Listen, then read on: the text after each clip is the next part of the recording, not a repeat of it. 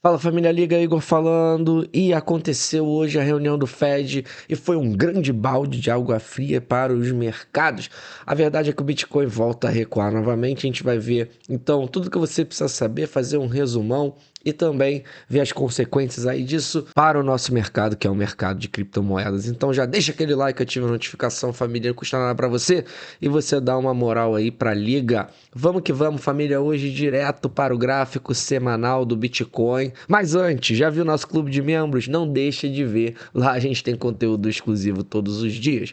Vamos lá então, família, gráfico semanal na tela. Nós notamos que o Bitcoin ele volta, né, a recuar essa semana, depois de ter feito na semana passada uma excelente semana. Como eu falei para vocês, a minha expectativa sempre de quedas, depois de quedas acentuadas e verticais, é a espera dessas duas médias móveis, que eu chamo aqui de Bull Market Support Band.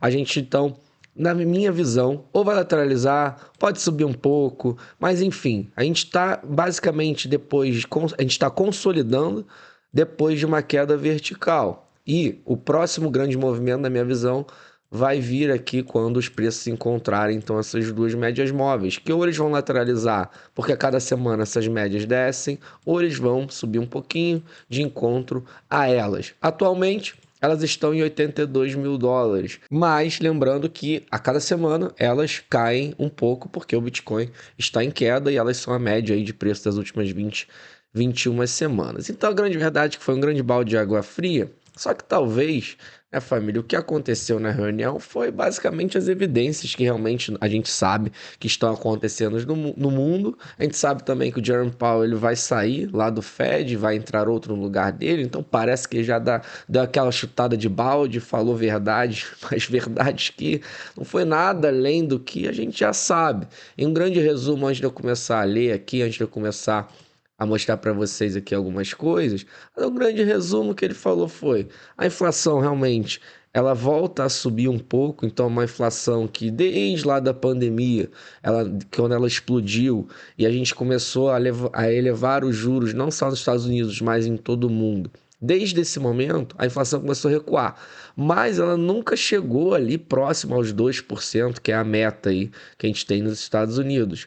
Então, ela volta a subir de novo, ela volta a ter expectativas ruins para o futuro. Ele também disse que é óbvio que os conflitos que estão acontecendo lá, que envolve todo o petróleo, que é o combustível do mundo, que é algo que é essencial aí para controle de inflação. Quando o petróleo sobe, tudo vai acabar subindo, porque tudo precisa de petróleo de forma inevitável, seja para transporte, seja para o insumo chegar em tal lugar, ou seja, obviamente, para o combustível direto, mas tudo, o mundo come petróleo, assim, o mundo vive petróleo, essa é a nossa realidade hoje. Então, o petróleo subindo, tudo vai subir, a inflação ela vai voltar a tender a subir. Então, ele evidenciou isso, os conflitos são ruins para a inflação está subindo e o mercado de trabalho está fraco. Então, quando ele fala isso de uma forma assim, aquela verdade, né, que a gente não quer enxergar muitas vezes, o que acontece? O mercado recua. Mas principalmente o que eu vinha falando para vocês desde o ano passado, né? Porque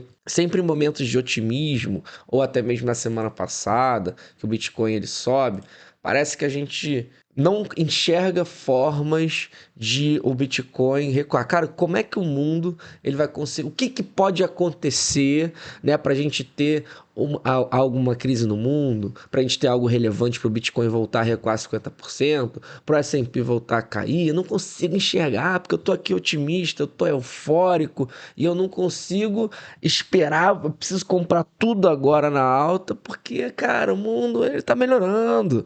Eu não consigo enxergar algo que faça com que crie outras oportunidades. E hoje é mais uma evidência de que sempre o mercado é cíclico.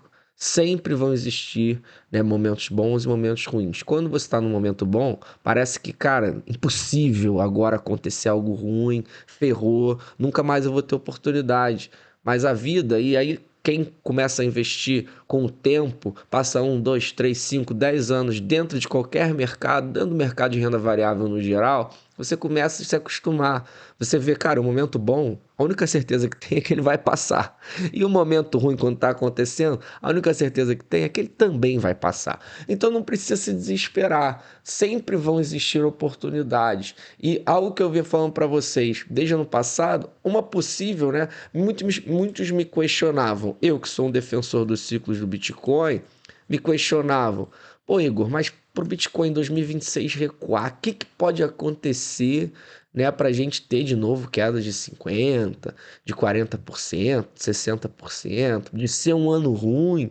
Eu falava, cara, talvez a coisa mais lógica seria todo mundo tá esperando a queda da taxa de juros, né, mais acentuada para jogar de novo os juros lá para 2%, 0%, né, que é o sonho de todo mundo, que os Estados Unidos passou muito tempo com juros em 0,5. Então, todo mundo está nessa expectativa, né? 2025, desde 24, na verdade, que tá todo mundo. Agora vai cair, agora vai cair, agora vai cair. Em 2026 eu falava, cara, se não cair com a intensidade que todo mundo está esperando, for cair de forma mais lenta, esse pode ser o primeiro gatilho ali para realmente o mercado dar aquela desanimada, que parece que é o que está acontecendo. Hoje foi um choque de realidade que talvez para esse ano a gente tenha no máximo mais um corte. Então todo mundo já espera, não, esse ano vai. E agora já ficou de novo o quê? Para 2027, né? Pelo menos ao que tudo indica. No máximo a gente vai ter mais um corte de juros esse ano, mas vai ficar mesmo para 2027. Então, nunca subestime, né, a capacidade do mercado de te dar oportunidade. Você nunca precisa se afobar, você nunca precisa entrar em euforia. O mercado ele vai te dar oportunidade. Então vamos lá, o Fed manteve a taxa de juros, isso aí a gente já sabia. O Banco Central americano reconheceu que a economia ainda cresce em ritmo sólido, mas deixou claro que o cenário está longe de confortável. A criação de empregos perdeu força, a inflação segue acima da meta, a incerteza mudou. Aqui, o que mais aqui a gente bota, né? Um dos pontos que mais chamou a atenção foi direto do Oriente Médio, então, que isso vai impactar, né? Importa porque os conflitos geopolíticos tendem a pressionar a energia, custo, confiança e liquidez. Ou seja, o conflito que está acontecendo, é óbvio que isso é ruim para o objetivo final, que é a inflação controlada. E a gente tem também nas projeções econômicas, o tom também foi de cautela. Então o Fed vê o PIB crescendo com desemprego em 4,4, o PCE 2,7, isso aqui subiu, então as projeções de inflação estão subindo, o mercado de emprego tá mais ou menos nos Estados Unidos, mas ao mesmo tempo o PIB tá bom.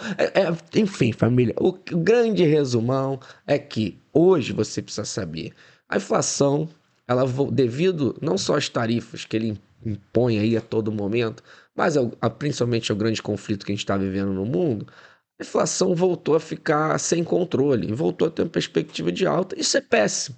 Então, é basicamente isso. Quando isso aqui não se resolver, esse conflito se resolver, o petróleo, cara, o petróleo saiu de 60 para mais US$ 100. É óbvio que isso vai impactar. Então, essa foi a grande evidência, talvez, dessa quarta-feira. E, obviamente, e volta aqui realmente, né, no futuro próximo, todos os dados, seja de inflação, seja econômicos, dados econômicos, vão ser significativos, vão causar volatilidade no mercado. E aí, porque a gente vai ter que ver como isso se desenvolve. Mas realmente hoje foi uma evidência aí de algo que está acontecendo que às vezes muitas pessoas não querem, né, enxergar. Então, quem não segue a gente no Twitter, a gente sempre faz um resumão lá, né, de tudo que sempre está acontecendo no mercado ao vivo, que às vezes não dá tempo da gente vir gravar um vídeo, porque demora e você perde ali o time, né, da notícia, o time do fato que está acontecendo.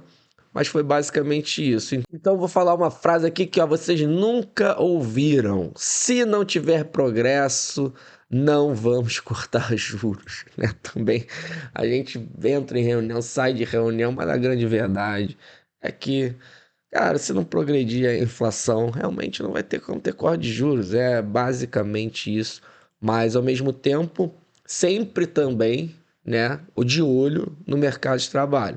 Já mostrou no ano passado, lá por volta de setembro, quando o mercado de trabalho começa a ficar muito fraco, começa a ter boato aqui e ali que tal empresa grande pode quebrar, Aí também eles não querem nem saber. Aí eles vêm e intervêm. Hoje ele não disse isso, óbvio. Hoje disse tudo de ruim. Isso aí sou eu que estou falando, baseado aí, né, no que a gente sabe que acontece na prática. Também para não gerar aquele desespero generalizado. A gente sabe que quando o negócio aperta, e se apertar, eles vão e vêm e eles intervêm. Principalmente no mercado de trabalho fraco, ou obviamente um grande banco, alguma grande empresa quebrando. Então também, assim, a grande verdade é que nada mudou, foi mais uma evidência mesmo, né, de um conflito que nós estamos vivendo no mundo. E vocês notam que em relação ao ciclo do Bitcoin, como eu falei para vocês no início do vídeo, primeiro notem como o topo realmente ele é assertivo, né, em relação, se a gente pegar de todos os fundos dos grandes bear markets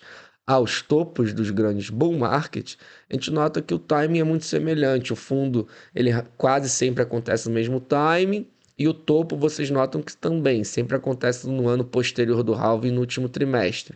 Isso aqui é muito claro. E agora estamos iniciando uma trajetória para encontrar esse fundo. E notem que se a gente pegar então o time, olhem aqui esse ciclo azul, olha o ciclo amarelo. Os dois fundos acontecem no mesmo momento. Que é o que, se a história voltar a rimar? É no segundo semestre desse ano. Então, a boa notícia é que nós estamos há meses de ver um possível fundo cíclico do Bitcoin e hoje a gente já nota que é uma oportunidade interessante estar acumulando Bitcoin para o longo prazo. Mas podemos ver esse ano oportunidades ainda melhores. Como ninguém tem bola de cristal, você tem que ter uma estratégia bem definida. Não é só porque eu estou te mostrando isso aqui que você vai vender tudo, não vai comprar nada, vai esperar o fundo perfeito para comprar Bitcoin, porque ninguém sabe o dia de amanhã. Essa é a primeira premissa que a gente tem que entender. Então você vai fazendo seu dollar cost average lá com uma intensidade já média, ali, uma intensidade interessante. E se o Bitcoin cair, se o Bitcoin realmente entregar esse fundo ainda, um fundo maior, né, um fundo mais baixo do que o atual, você tem que ter caixa para conseguir aportar. Então, por isso a intensidade ela vai te dando isso. Mas, ao que tudo indica, o que eu venho falando para vocês, desde que o mercado perdeu o bull market support band que o mercado virou, é que realmente vai ser um ano mais lento, um ano chato, um ano vai cair, esperar o market support band chegar, aí cai, espera chegar, até que no final do ano, mais uma vez, caso a história volte a rimar, a gente tem essa quebra aqui das médias móveis. E aí se inicia toda uma nova jornada para um ciclo de alta.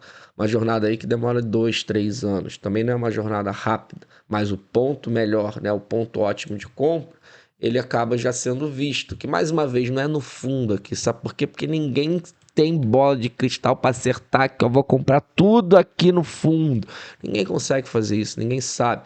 Aí você vê uma zona aqui, ó, historicamente interessante, não só de timing, não só cíclica, mas obviamente também a coisa mais básica que você tem, né? De quanto o Bitcoin está descontado do seu topo, porque nós que enxergamos valor no Bitcoin, a gente sabe, um dia ele vai voltar, se eu voltar, eu vou ganhar quanto? É uma coisa básica. Então você vê uma grande zona, no timing aqui cíclico bom, e vai acumulando. Olha quanto tempo o Bitcoin te dá para comprar barato. E a gente pode nem ser tão rígido aqui, próprio 2023 aqui, o Bitcoin passou muito tempo em 23 chato aqui, ó, lateralizando em 20 mil dólares. Então, a verdade é que é muito tempo que você tem para comprar em um bom preço.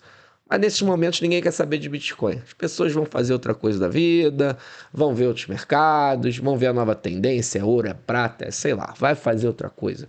E acaba perdendo o interesse. É uma pena porque é justamente, né, quem compra nesses momentos, né, obviamente quantias significativas, por isso tem que trabalhar realmente muito. Não acredito em, vou viver desse mercado aqui, porque aí você está entrando em trade, que é outro assunto. Eu estou falando em, você trabalha muito, consegue capital, investe direito. Você realmente dá uma grande, né, tacada quando o Bitcoin está muito descontado. E quando ele volta, quando ele faz um ciclo de alta, isso aqui muda a tua vida. Pelo menos foi o que funcionou para mim. 2 vezes, né? Eu diria 2 vezes.